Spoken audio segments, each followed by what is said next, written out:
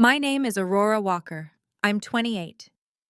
On Tuesday, March 12th at 2:47 p.m., I was standing in the gleaming marble lobby of the Grandview Hotel with my supervisor's hand on my shoulder, watching my sister Dylan scream that I'd stolen $750,000 from our dead mother while 43 guests stared at their phones, pretending not to record. The settlement check had cleared exactly 14 days earlier. $750,000 from the wrongful death lawsuit after Mom died in that factory accident. The lawyer said it would take 6 months. It took 3 years and 2 months. And my sister Dylan had been calling me every single day since the verdict, her voice sweet as antifreeze. Before I go on, if stories about standing up for yourself mean something to you, please hit like and subscribe and tell me in the comments where you're watching from right now and what time is it there. Dylan's voice bounced off the crystal chandeliers. You manipulated her. You were always there playing the perfect daughter, and now you've taken everything. My supervisor, Mrs. Chen, stepped forward. Ma'am, I'm going to have to ask you to— Don't you dare tell me what to do. Dylan's Prada bag. I recognized it from her Instagram 2 days ago. $2,800 swung as she pointed at me. This little parasite has been stealing from our family for years. I didn't speak. My face burned so hot I could feel my pulse behind my eyes. But I kept my hands steady at my sides. I'd learned that much in the last 3 years. Let me take you back 11 years to when I first met Professor Margaret Reeves. I was 17, sitting in the back row of Introduction to American Literature at Crawford Community College, wearing a coat I'd pulled from the church donation bin that morning because Dylan had borrowed mine and sold it at a consignment shop. Professor Reeves was reading Toni Morrison, and when she got to the line about the pieces I am, she gathered them and give them back to me in all the right order. She looked right at me, not through me, at me. After class, she asked me to stay. Her office smelled like Earl Grey tea and old books, the kind with cloth covers that hold their shape. You wrote about your mother in your placement essay, she said. The woman who works 3 jobs. Yes, ma'am. And you're working how many? 2 right now, the dining hall and overnight at the gas station on Route 9. She poured tea into a chipped mug with a cracked university seal. I'm going to tell you something, Aurora. You have something rare. You see the world clearly. Don't let anyone convince you that clarity is cruelty. I didn't understand then. I was 17. I thought she was just being nice. She handed me the tea. If you ever need anything, anything at all, you come find me. I don't care if it's 3 in the morning. I don't care if 10 years have passed.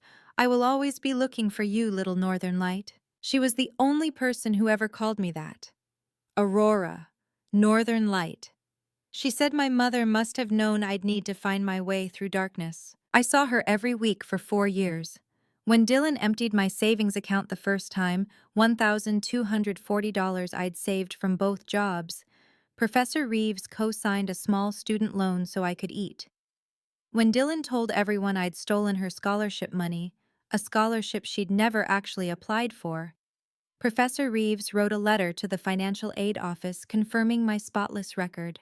When Mom got sick in my junior year, Professor Reeves drove me to the hospital 17 times, never asked for gas money, never made me feel small. And when Mom died 3 weeks before my graduation, when the factory settlement was just a distant possibility, and Dylan was already calling lawyers about her rightful half, Professor Reeves held my hand at the funeral and whispered, I've taken care of something. You won't understand now, but you will. She died 4 months later. Heart attack in her sleep. She was 71. I didn't know what she'd meant. I had no idea. The first betrayal came 6 days after the settlement check cleared.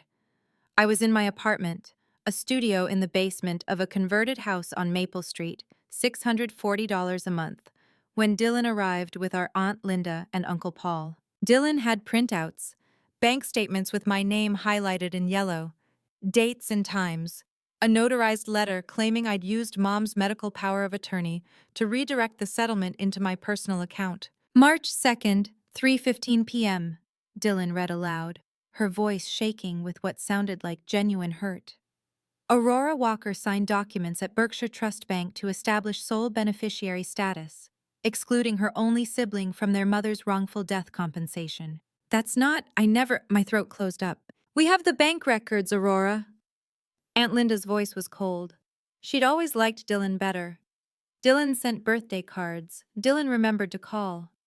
You always were the quiet one, the sneaky one. Uncle Paul wouldn't look at me. Just tell us why. That's all we want to know. Why would you cut out your own sister?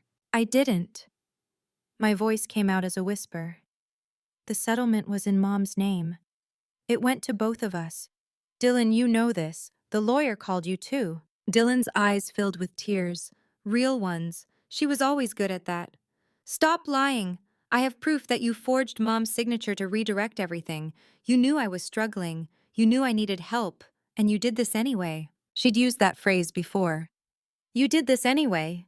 It was her signature move, making herself the victim of my cruelty. I tried to show them my own paperwork, the lawyer's letter, the settlement distribution showing 50-50, but Dylan grabbed it from my hands and tore it in half. Fake, she said. You probably printed this yesterday. They left, all three of them. Aunt Linda looked back once from the doorway. Your mother would be ashamed. I sat on my kitchen floor for 42 minutes. I know because I watched the clock, counting seconds, trying to make the numbers matter more than the words. Over the next 8 days, I discovered exactly how Dylan had spent her time. She'd called every single person in our family. Cousins I hadn't spoken to in years left voicemails calling me a thief. My high school friend Jennifer sent a text. I can't believe you do this to Dylan. She's always been there for you. Dylan had never been there for me, not once, but she told good stories. I opened my bank account on March 18th and stared at the balance. $374,650.27. Half the settlement, minus the lawyer's fees and taxes. Exactly what I was supposed to have. But no one believed me. The rumor grew legs. By March 22nd, I'd been uninvited from Easter dinner. By March 29th, my cousin posted on Facebook, some people will do anything for money, even betray their own blood. I stopped checking my phone. I kept working. The Grandview Hotel had hired me 8 months earlier as a housekeeper.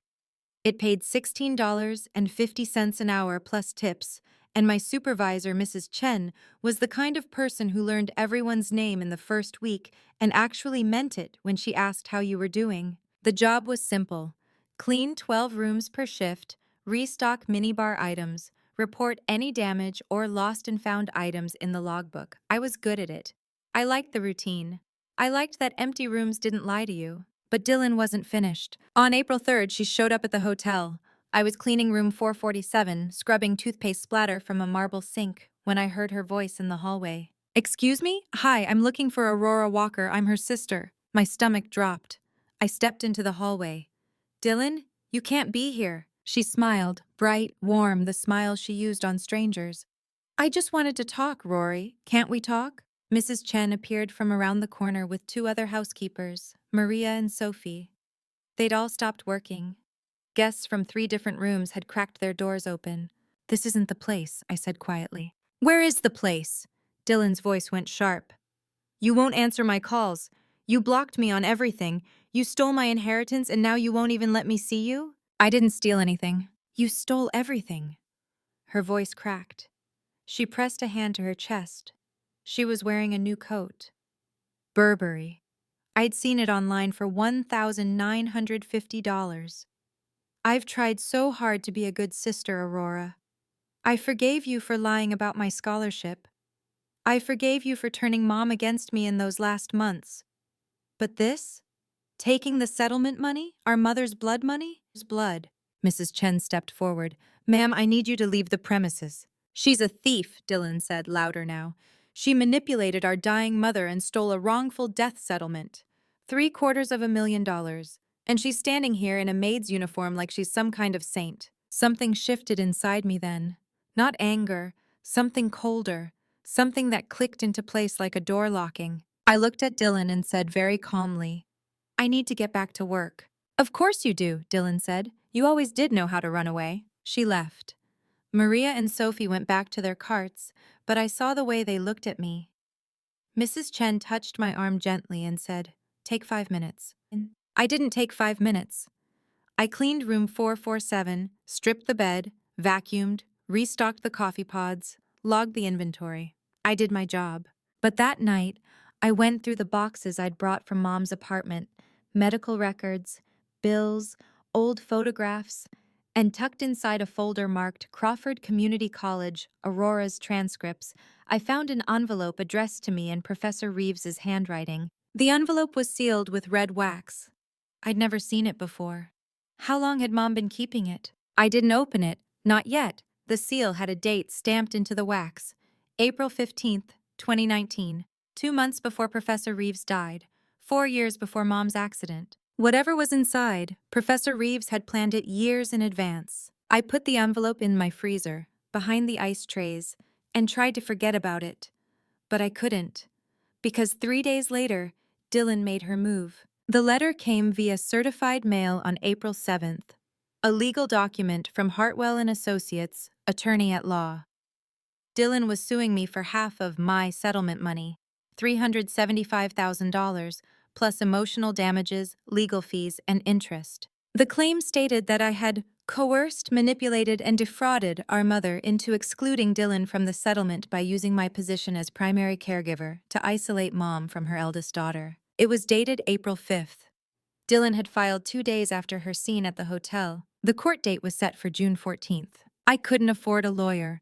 I had $374,650 in the bank, but I didn't dare touch it.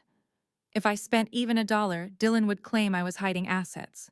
I worked double shifts, cleaned rooms until my hands cracked and bled from the chemicals, saved every spare cent for legal fees I couldn't calculate yet. And then, on April 28th, I got a phone call from a number I didn't recognize. "Miss Walker, this is Jonathan Carrington. I was Margaret Reeves' attorney and executor of her estate." My heart stopped. "Professor Reeves?" "Yes.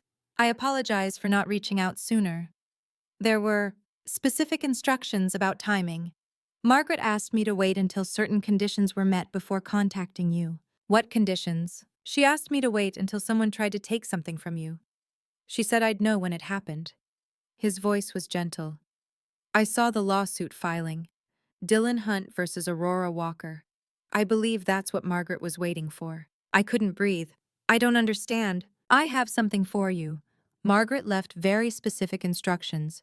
Can you meet me tomorrow at 10 a.m.? My office is at 847 Riverside Avenue, Suite 200. "I work at 10. I think you'll want to call in sick for this." I met him the next morning. The office was in a brick building overlooking the water, the kind of place with real art on the walls and secretaries who offered you coffee in actual mugs. Mr. Carrington was in his 60s, silver-haired, with kind eyes behind wire-rimmed glasses. He stood when I entered and shook my hand. "Aurora, Margaret talked about you constantly." "She did?" "Oh, yes. She said you were the brightest student she'd ever taught. She said you saw the truth of things." He opened a drawer and pulled out a mahogany box about the size of a shoebox. "She left this for you.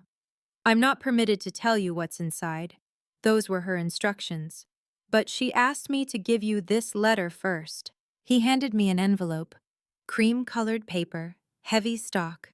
My name in Professor Reeves' perfect cursive. I opened it with shaking hands. The letter read, "Dear Aurora, my little northern light. If you're reading this, then I'm gone, and Dylan is already doing what I knew she would do, trying to take from you what you've rightfully earned through years of sacrifice and love. I'm sorry I couldn't stop this while I was alive. I tried talking to Dylan once, years ago. She doesn't hear reason. She only hears documents." Asterisk. "Do you remember the day you came to my office crying because Dylan had sold your textbooks and told everyone you'd lost them? You were 19. You said, 'I keep trying to prove I'm good, but she keeps proving I'm not.' I told you then, you don't need to prove anything. You just need to protect yourself." The original settlement agreement, the one your mother signed when she was first diagnosed and knew she was dying, is with Mr. Carrington. The document in this box is a copy, but it's notarized and legal. Your mother specifically excluded Dylan from the wrongful death settlement after Dylan stole $8,400 from her medical fund in January 2021. Asterisk. Inside this box, you'll also find bank records showing Dylan's theft from your mother's account, witness statements from 2 nurses who heard Dylan threaten your mother, security footage timestamps from the hospital. Mr. Carrington has the actual footage. Your work schedules from the Grandview Hotel proving you were working every time Dylan claims you manipulated your mother. Asterisk asterisk dash. A sworn affidavit from me, dated and notarized, explaining everything I witnessed. Asterisk asterisk. Don't show this to anyone yet. Wait for the right moment. Mr. Carrington will guide you. He's a good man. He'll protect you the way I couldn't. You are not a thief. You are not manipulative. You are a young woman who loved her mother and worked 3 jobs to keep her comfortable in those final months. You are exactly who I always knew you were. Asterisk. Find your light, Aurora, even in the darkest room. All my love, your Professor Reeves. I read it 3 times. My hands were shaking so hard the paper rustled like leaves. Mr. Carrington sat quietly, letting me process. Finally, he said, "There's more. Margaret established a legal defense fund in your name, $50,000, separate from anything else. It's specifically designated for protecting you against Dylan's claims. She did this when? She started planning in 2019, right after your mother's diagnosis. She updated everything in 2021 when Dylan stole from your mother's medical fund. Margaret was very thorough. I opened the mahogany box. Inside were folders, each labeled in Professor Reeves's handwriting. Bank statements, hospital records, affidavits. Photographs of text messages Dylan had sent to Mom, threatening to never visit again unless Mom gave her money. At the bottom of the box was a small jewelry case. Inside was a silver pendant shaped like the northern lights. Aurora Borealis. A note in Professor Reeves's handwriting said, "For the day you need to remember who you are." I wore it when I walked out of Mr. Carrington's office. I wore it to work. I wore it every single day. Dylan called me 17 times over the next 6 weeks. I didn't answer. Her voicemails went from sweet, "Rory, can we please just talk?" to vicious, "You're going to regret this, you selfish bitch," to desperate, "I'm going to lose everything if you don't help me." I saved every single one. Mr. Carrington filed a response to Dylan's lawsuit. He didn't show her the evidence yet, just a formal denial of all claims and a counter-filing for harassment and defamation. Dylan's lawyer called it a bluff, and then on June 8th, 6 days before our court date, I got a text from Dylan. "Mom's book club is meeting Thursday at Linda's house. You should come. We all miss you. Let's put this behind us." I stared at that text for 10 full minutes. Mom's book club. The one that met every first Thursday at Aunt Linda's house on Rosewood Drive. The one with 32 members. Retired teachers, librarians, garden club ladies who'd known our family for decades. I texted back, "What time?" 7 p.m.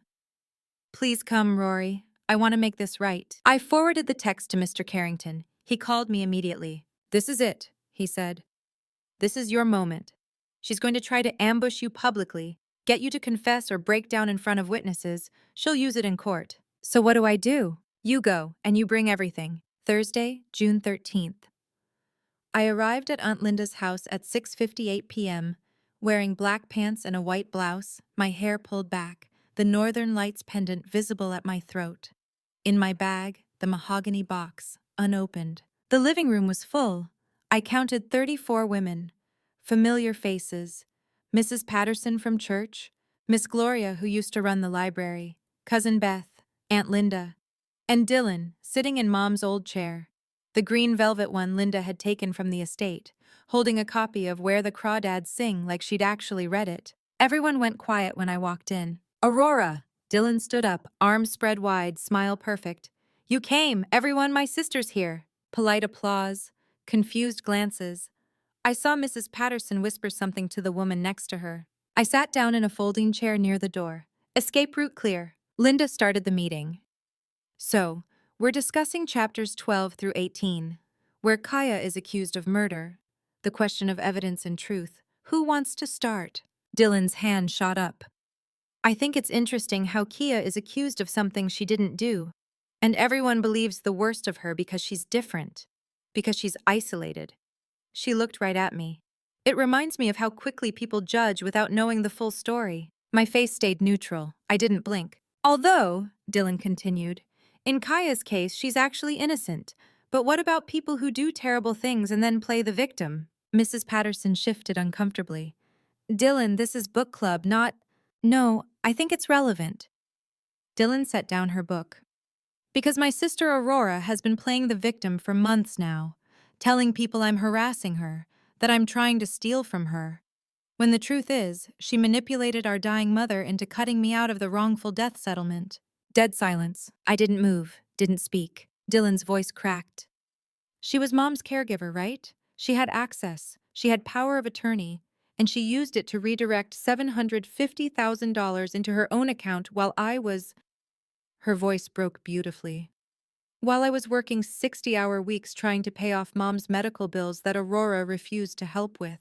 Aunt Linda reached over and squeezed Dylan's hand. I just want what's fair, Dylan whispered. Half, just half.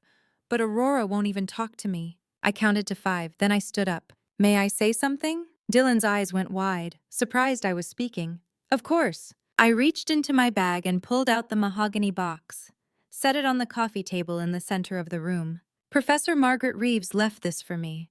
She was my college professor. She died 4 years ago, but she knew this day would come. I opened the box, pulled out the first folder. This is the original settlement agreement. Mom signed it on January 30th, 2021, witnessed by her oncologist, Dr. Patricia Kim, and her hospice nurse, Rachel Moreno. It explicitly states that the wrongful death settlement goes entirely to me, Aurora Walker, with Dylan Hunt excluded. Dylan's face went white. That's fake. Mom would never. This is the bank record from January 14th, 2021. It shows a withdrawal of $8,400 from Mom's medical fund.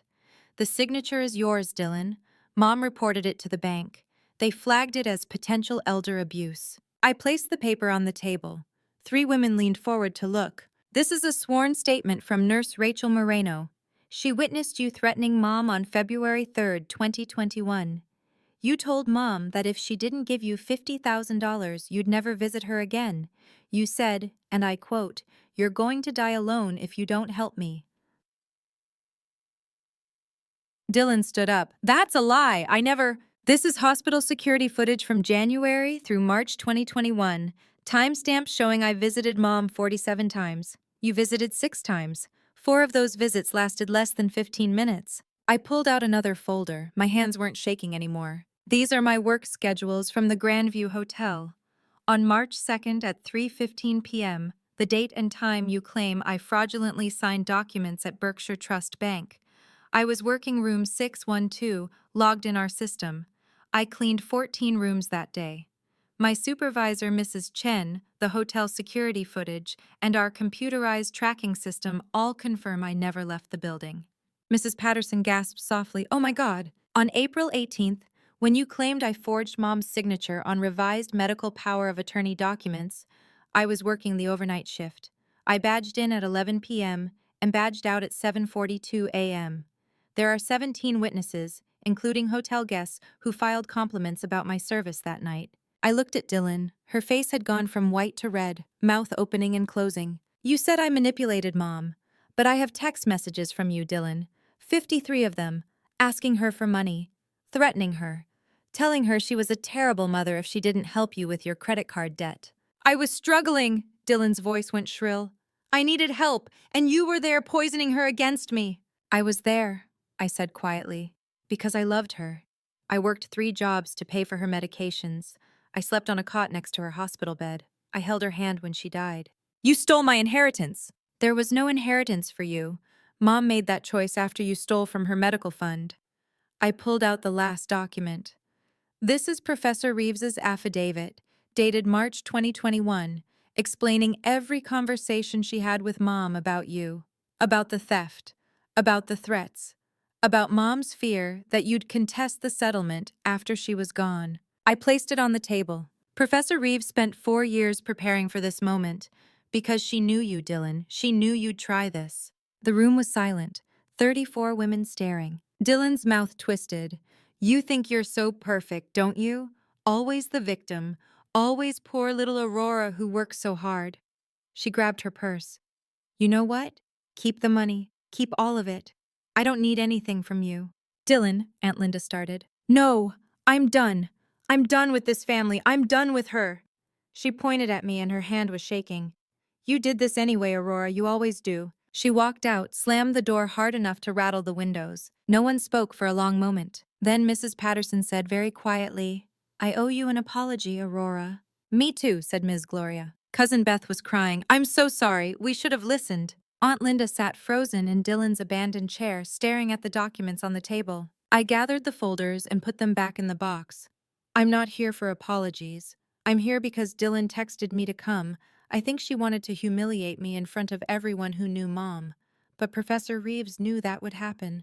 She prepared for it." I closed the box, looked around the room. "The lawsuit hearing is tomorrow at 10 a.m. I'll be there with my lawyer. If anyone wants to know the truth, all of this is now public record." I left before anyone could respond. Got in my car, a 2012 Honda Civic with 140,000 miles that I'd bought with my first paycheck from the hotel, and drove home. I didn't cry. I didn't call anyone. I sat in my apartment and ate leftover rice and thought about Professor Reeves preparing all those documents, knowing I'd need them, knowing Dylan would do exactly this. The hearing the next day lasted 11 minutes. Dylan's lawyer had withdrawn that morning via email. No explanation. Dylan didn't show up. The judge reviewed Mr. Carrington's counterfiling, reviewed the evidence, and dismissed Dylan's lawsuit with prejudice. He also ordered Dylan to pay my legal fees, $12,400. Mr. Carrington shook my hand outside the courtroom. Margaret would be proud. I visited Professor Reeves's grave that afternoon. Oakwood Cemetery, Section D, Plot 47. The headstone was simple granite. Margaret Ann Reeves, 1947 to 2019. Teacher, friend, lightbringer. I sat on the grass next to her and said, "Thank you." The wind moved through the trees. It sounded like pages turning. 6 months later, I'm still working at the Grandview Hotel. I'm assistant housekeeping manager now. Mrs. Chen promoted me in August. I make $22 an hour plus benefits. I bought a small house on the east side of town. 2 bedrooms, a backyard with a garden I'm still learning to maintain. There's a room upstairs I turned into an office. Professor Reeves' mahogany box sits on the desk next to a framed photo of her and me at my college graduation. I used part of the settlement money to establish a scholarship at Crawford Community College. The Margaret Reeves Memorial Scholarship for students working multiple jobs, $5,000 per year. Professor Reeves would have liked that. Dylan sent me an email in October. No subject line, just, "I'm sorry." I didn't respond. Maybe someday I will. But forgiveness isn't something I owe her. Silence isn't something she can weaponize anymore. Aunt Linda calls sometimes. We talk. It's awkward, but we're trying. She admitted she'd always known Dylan was lying about the scholarship theft years ago, but it was easier to believe Dylan than to confront her. I told her the truth isn't always easy, but it's always worth it. If you're watching this and you've ever been accused of something you didn't do, if someone's ever weaponized their pain to make you the villain, type, "I know the truth," in the comments. Or if you're still waiting for your moment, for your proof, for your vindication, type, "I'm still waiting." Both are valid. Both are real. If this story meant something to you, check the description for more stories just like this one. Thank you for being here. It's December now. The first snow fell last week. I was inside, watching it through my living room window with a cup of tea, warm socks, the heating working perfectly. I thought about that day I stood in the hotel lobby while Dylan screamed. How cold I'd felt even indoors. How small. I'm not small anymore. I touched the Northern Lights pendant at my throat and I remember, you don't need to prove you're good. You just need to know it yourself. And then protect it.